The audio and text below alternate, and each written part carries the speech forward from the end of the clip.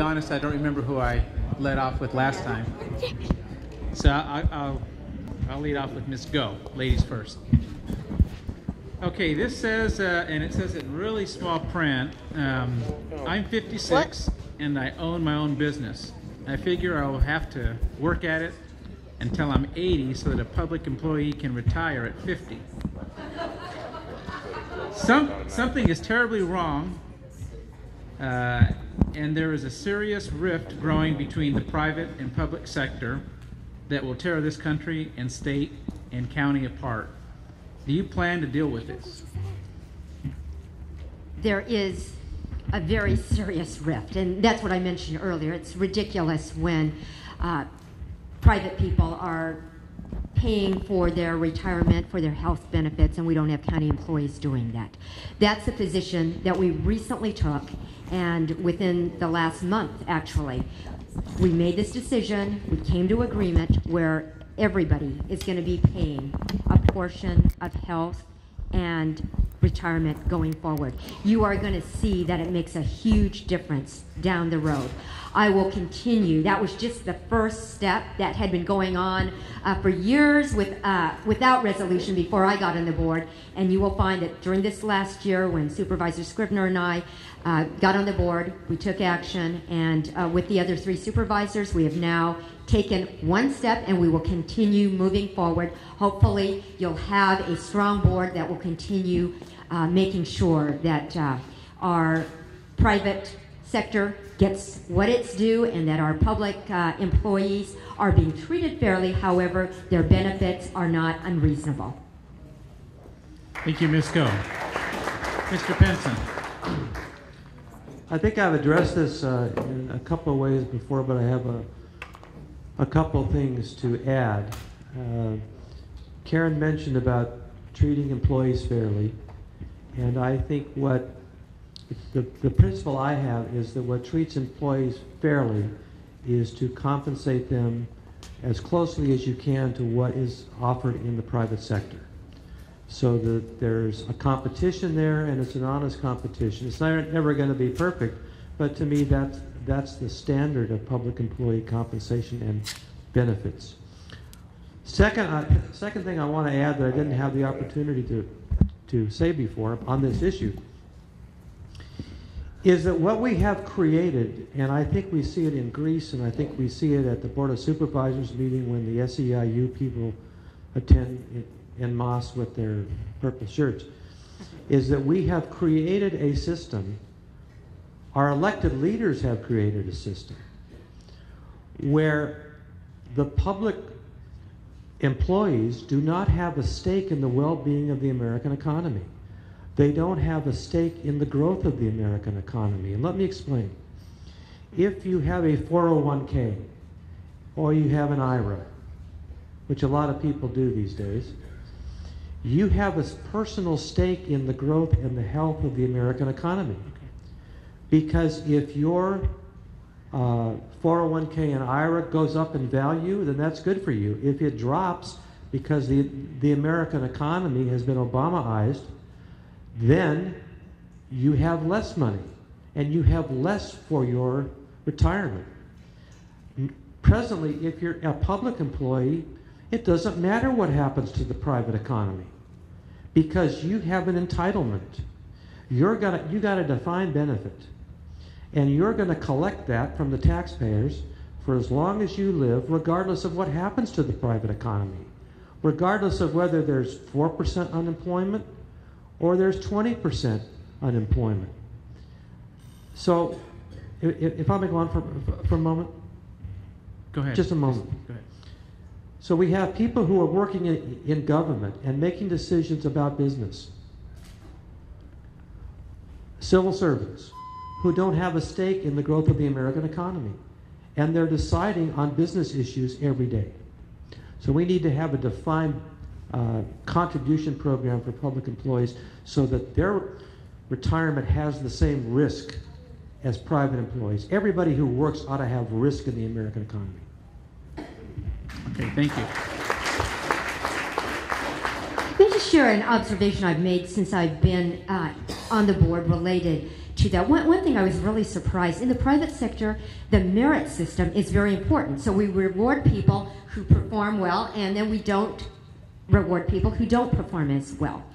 In government, everything has to be so equal that it has shocked me, and I've been trying to do everything possible to emphasize to our department heads that it's got to be on merit. You don't get an automatic raise just because you've been around forever. That we would never do that in the private sector.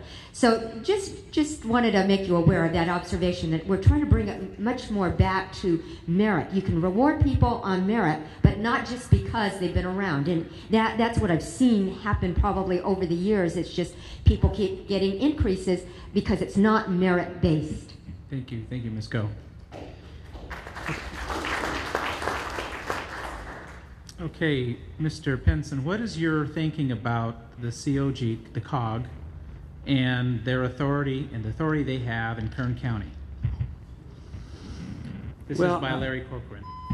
First of all, I think that the Kern COG, which is the Kern Council of Governments, it seems to have to exist because state law provides that every location has to have something like it for the management of transportation funding.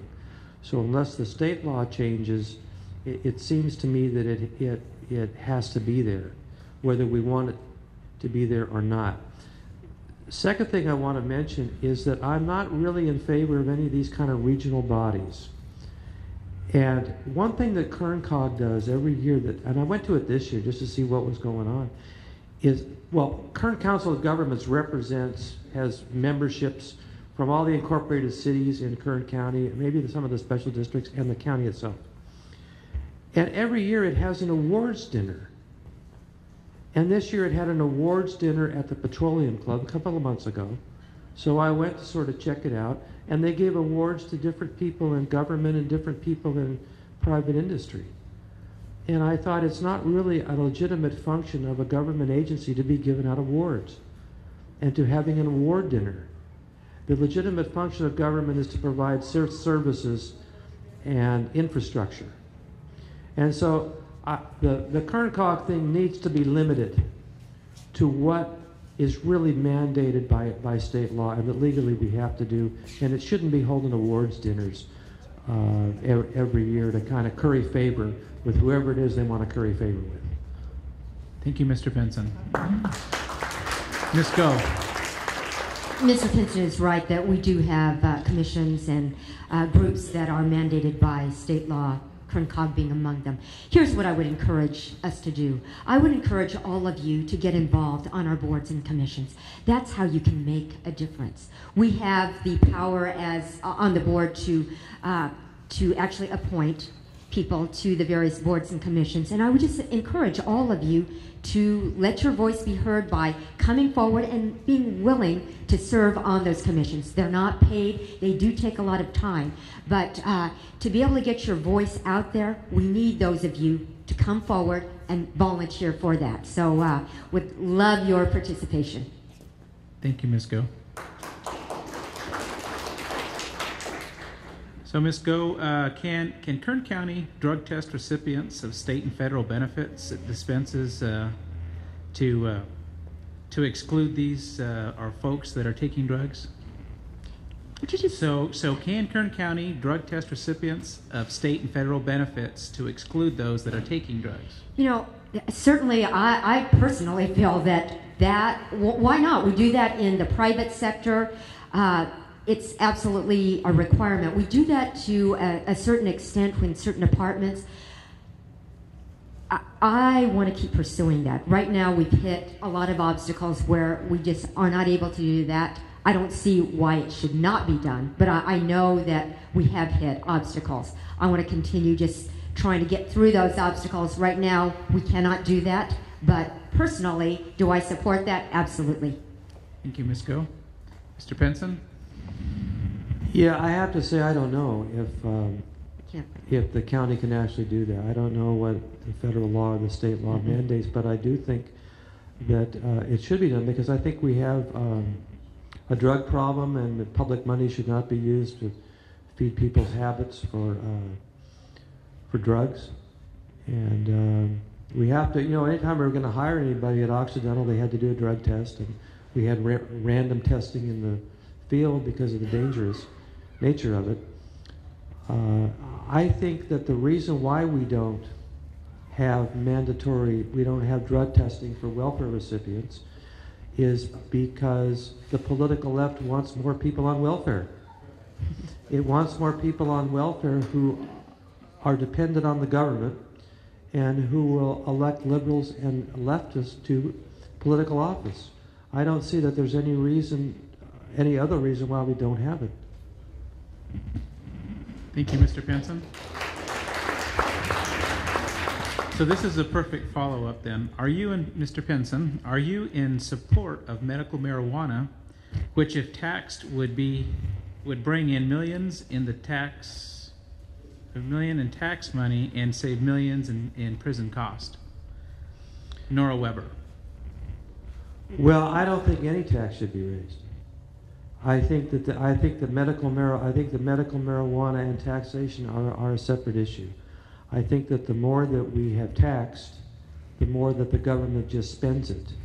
And we have a state government that is completely irrational, out of control, and is, as I said, controlled by a coalition of public employee unions, trial lawyers, and radical environmentalists. So I'm not in favor of any tax increase that would continue to feed that until perhaps they get the sense, or there's a crisis and they really have to reform. On medical marijuana, I can see where people would have to have the use or need the use of marijuana for medical purposes. I think what we have now is we have a conflict between the federal and the state law, and I prefer that this be handled as a state matter, but that we change it so that marijuana or its byproducts are really dispensed by pharmacies under doctors' prescriptions. Otherwise, there's a tremendous opportunity for abuse. That would, to me, it would be like any other prescription drug. Very good. And I'll just say that I'm feeling fine myself these days. Thank you, Mr. Pinson. Ms. Goh. I too am not one for raising taxes. What do we do on the medical marijuana issue? If you've kept up with the decision that the board made, we took a very, very firm position and tried to close dispensaries. The people overturned it through the signature gathering, and so it's going to be up again on during the June election, and you will have a choice there. What we were able to do to try to move this ahead was to put something before the people to limit the number of dispensaries. So what we have put on the ballot is the limitation to industrial areas, and then not within a mile of churches or daycares, or we didn't want concentration of dispensaries, so they would have to be at least a mile apart. But moving them out to the industrial areas will make a big difference. Do I believe that we want to allow limited use for people? Many people have come forward who have said that it really does help them. And I do think that some people get help from alternative medicine. Do we want to allow it rampantly? Absolutely not. And so my position when this came before us was to allow it in limited use with a prescription, with a recommendation, but we've got to protect our children from it. And that's what was happening. That's why we took such a firm position to close down the dispensaries, because we didn't want our children affected. And I will continue to do everything possible to protect our children, to protect crime. We will ask for your support as we go forward in June and get the voters out there to carefully examine what we've put forward to the people. Thank you, Ms. Goh.